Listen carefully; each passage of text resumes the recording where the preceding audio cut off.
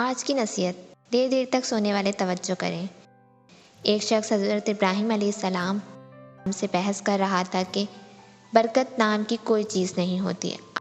آپ رحمۃ اللہ علیہ نے فرمایا، تم نے کبھی کتیا اور بکری دیکھی ہے؟ وہ شخص بولا، ہاں۔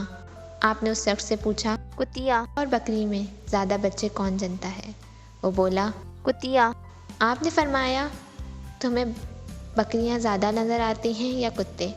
وہ بولا، بکریاں۔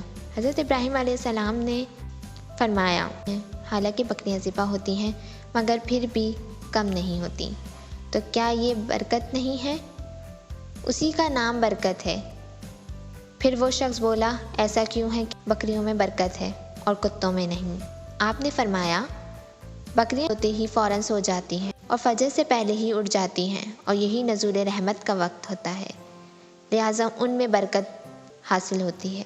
اور کتے رات بھر بھونکتے ہیں، پھر فجر کے قریب آتے ہی سو جاتے ہیں، لہٰذا وہ رحمت اور برکت سے محروم ہوتے ہیں۔ بس یہ غور و فکر کا مقام ہے۔ اب ہمارا بھی یہی حال ہے، ہم اپنی راتوں کو فضولیات میں گزارتے ہیں اور وقت نزول رحمت سو جاتے ہیں۔ اسی وجہ سے آج نہ تو ہمارے مال میں برکت ہے، نہ ہماری اولاد میں، اور نہ ہی کسی دوسری چیز میں برکت ہے۔